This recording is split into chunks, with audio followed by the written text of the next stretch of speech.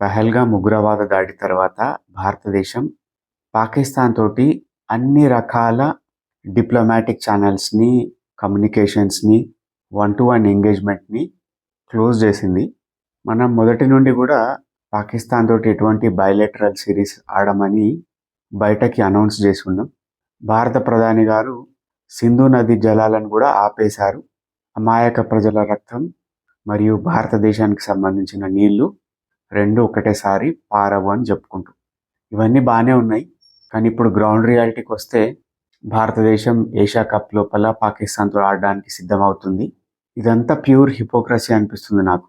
ఇందులో మనం చూడాల్సి వస్తుంది ఇంకా మన క్రికెటర్ల యొక్క హగ్గులు, బ్రదర్లీ బాండింగ్, జెర్సీలు ఎక్స్చేంజ్ చేసుకునుడు, బ్యాట్ల మీద సిగ్నేచర్లు పెట్టించుకునుడు, అన్న తమ్ముడు అని ముచ్చట పెట్టుకునుడు, ఇవన్నీ చూస్తున్నప్పుడు ఈ రాజకీయ నాయకులు బాగానే ఉంటున్నారు.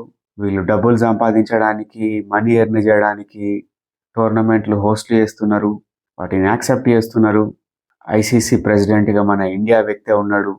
ఎటుపోయి మాత్రం డబ్బులకు లోటు రావద్దు, బిజినెస్కి లోటు రావద్దు అనే పాలసీ నడుస్తున్నది. ఇక్కడ బకరాలు అవుతున్నది సామాన్య ప్రజలేమో అనిపిస్తుంది.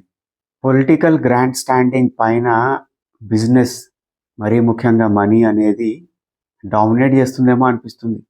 వీళ్ళింత ధైర్యం చేసి ఇటువంటి కథలు పడడానికి కారణం ఏంటో తెలుసా? పబ్లిక్ మెమరీ చాలా షార్ట్గా ఉంటుందని ఒక కాన్ఫిడెన్స్, పబ్లిక్ తొందరగా మూవ్ ఆన్ అయిపోతారనే కాన్ఫిడెన్స్. కొంతమందికి అనిపించచ్చు స్పోర్టింగ్ స్పిరిట్ వేరండి, స్పోర్ట్స్మన్షిప్ వేరండి. సూటిగా మాట్లాడుకుంటే ఇది స్పోర్ట్స్మన్ స్పిరిట్ కాదు, స్పోర్టింగ్ స్పిరిట్ కాదు, మార్కెట్ ఎకనామిక్స్ అనేటివి డామినేట్ చేస్తున్నాయి.